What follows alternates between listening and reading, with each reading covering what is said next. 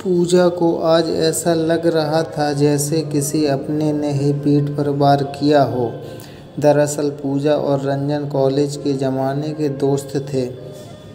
पूजा शादी के बाद अपने पति के साथ दूसरे शहर में शिफ्ट हो गई थी तो सारे दोस्तों से संपर्क टूट गया था।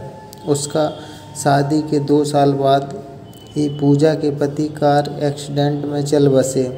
किसी तरह पूजा ने खुद को संभाला और वापस अपने शहर आ गई थी वो, पर मंगलसूत्र पति के गुजरने के बाद भी पहने रहती वो हमेशा। कुछ दिन बाद अचानक ही रंजन की पत्नी और पूजा बेटी से मुलाकात हुई। रंजन को पूजा के एक ही करीबी दोस्त से पता चला कि रिया के पति का देहांत हो चुका है। रंजन कभी मिलने के बहाने तो कभी उसकी खबर लेने के बहाने पूजा के आसपास ही मंडराता, पर पूजा उसे दोस्त समझती थी तो उसकी खुरापाती दिमाग को भाप नहीं पाई। एक दिन रंजन ने फ़ोन पर पूजा से कहा, पूजा, राहुल पूजा के पति के जाने के बाद बहुत अकेली पड़ गई होगी ना तुम। पूजा ने बस सामान्य ही बोला, राहुल की कमी तो हमेशा रहेगी रंजन, पर उसकी यादें ही अब जीने का सहारा है मेरा।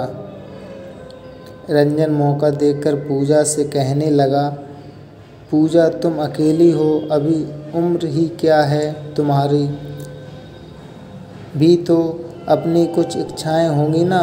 मैं कुछ समझी नहीं रंजन, तुम कहना क्या चाहते हो। अरे यार, अकेली हो, उम्र भी ज़्यादा नहीं हुई तुम्हारी।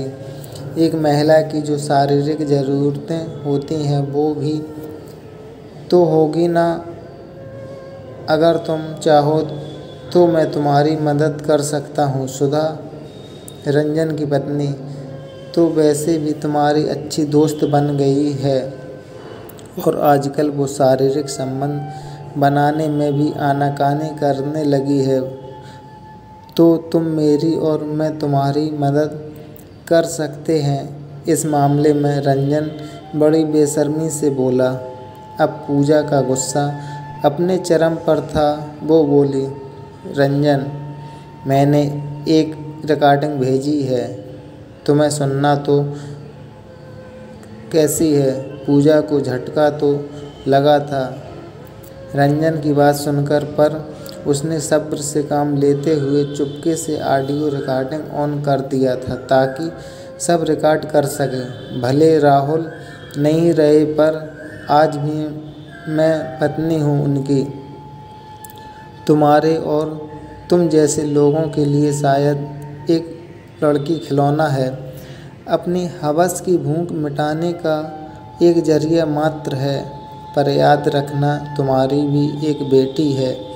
कल अगर उसकी असमत, उसकी इज्जत पर कोई हमला करेगा तो कैसा लगेगा तुम्हें। हम लड़कियां कोई सार्वजनिक संपत्ति नहीं हैं और ना ही साज सजावट का सामान, उपभोग की वस्तु हैं कि मन में किया उपयोग कर लिया और अपनी भूख मिटा ली, या बस एक भूल का नाम दे दिया।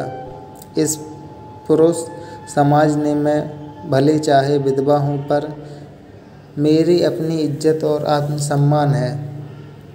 तुम जैसे लोगों की वजह से ये मंगलसूत्र राहुल के जाने के बाद भी पहन कर रखा है। मैंने चाहूँ तो अभी तुरंत पुलिस में शिकायत कर दूँ और ये रिकॉर्डिंग सुधा को भेज दूँ, पर मैं किसी का घर तोड़ना नहीं चाहती। अपनी हवस और भूख को मेरी इच्छा का नाम देते शर्म नहीं आई तुम्हें। तुम जैसे आस्तीन के सांप हो तो दुश्मन की क्या ज़रूरत। किसी भी दोस्त को रिया की इतनी सारी बातें सुनने के बाद रंजन ने कॉल ही काट दिया। कैसी लगी दोस्तों ये कहानी। क्या दुनिया में ऐसे लोग भी हैं? कमेंट करके ज़रूर बताएं। Please subscribe my YouTube channel. धन्यवाद।